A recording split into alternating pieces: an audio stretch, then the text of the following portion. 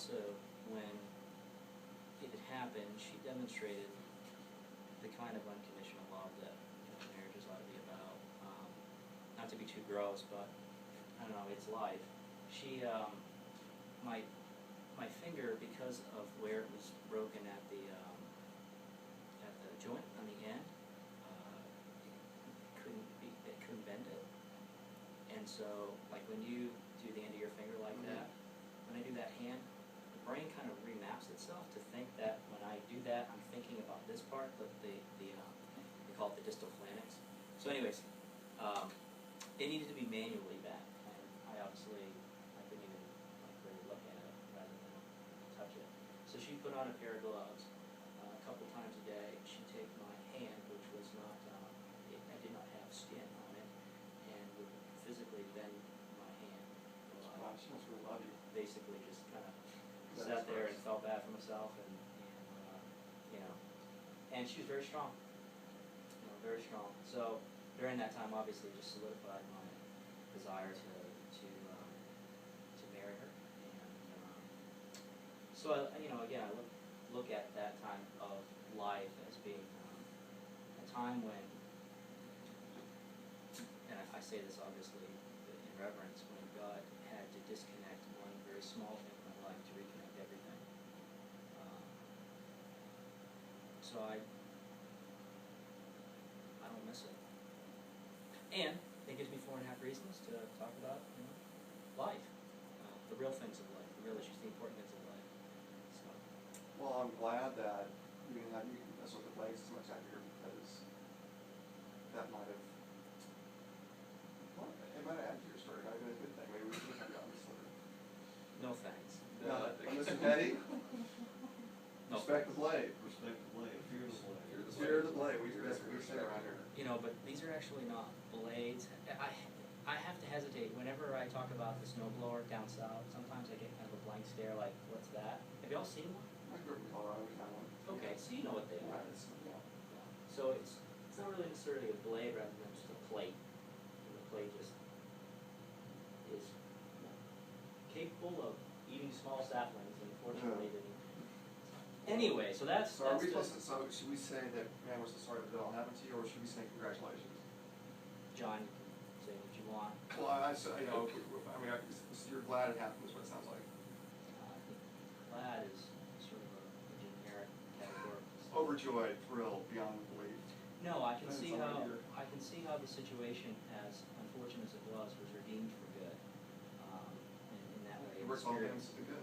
The spirit of Romans 8, yes, and I believe that even something as unfortunate as accidents and such can be redeemed. And in this case, it didn't just redeem, my hand. I mean, this is all just temporary. It opened my eyes to something greater than just the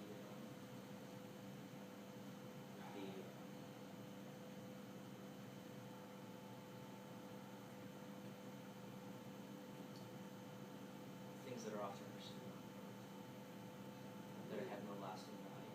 And those are the things that very much define life at that point. And, so, yeah, it was well, if that's what it took, a pivotal you time. become a believer, then so be it. Right? Everyone's got a story versus dramatic, though. No, not comparatively speaking to others. Dramatic to hear, to go through, did not see it coming. I just figured this was just, I've now wrecked my earnings potential with working with my hands. But, it's funny, I had to learn how to obviously type and do things that, type and write using that finger. And even chopsticks recently went to Payway, and Mike was asking me, how do I use these things? And so Harrison said, this is the way you do it, Mike. He takes me, just goes, it's like, well, that's one way, Harrison. Like yeah, I mean, like you've got something to it there.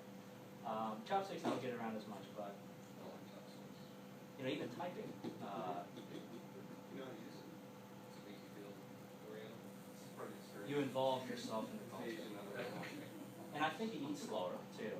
Like, instead of the American, you have to really get frustrated. Just take the bowl, open up. Yeah. Tracy, thank you so much for your service here. Sure. And we were all blessed to have you here. You'll be missed.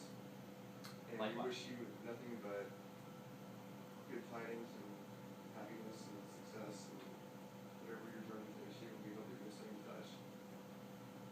And if you think of us, you know where we are and where we will be. Yes. So don't be a stranger. And God bless you. Same to you. It's been fun having you here. Thank you for the opportunity. Receive those comments and return them likewise. Excellent. Excellent. And Mr. Hetty, there's not going to be any magic moments in your future unless these guys can have the urge to bring in a Swiss miss. for you. Swiss mush. I'm sorry. We'll figure it out. Yeah. So now that we know, you know, we told us before that that was really what he wanted. So now that we know that, next time I'm at Sam's to get paper towels, I'm gonna look for some hot chocolate for you. Thank you, sir. Well, good. All right. I'm going to head off and go grab some lunch. Okay. Be well. Stay in touch. Congrats. All right. Be good. All right. Thanks to you as well, sir. Keep in touch. You're in town. Keep in touch. I don't have my, You're not moving to Vermont or iPod. to Yeah, Uruguay or I'm not anything, sure. so not Yeah, yet. I'm not sure about that right yet. No, Uruguay. Okay. No thanks. Okay. Well, yeah, if the Lord leads you there, you're gonna have a choice in that situation. You had to go all theological on it, didn't you? I agree, John.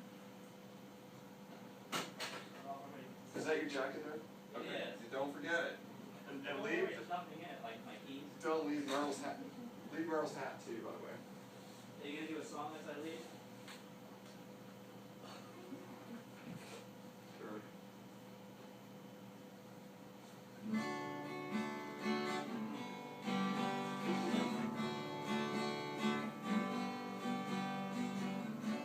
I'm not gonna sing. Okay, thank you.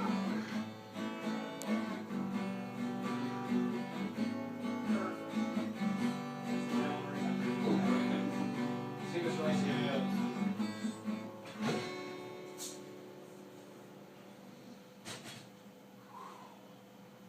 He's been waiting Sorry. for you to ask, for somebody to ask that question. So sorry. I should have known. Well, what's important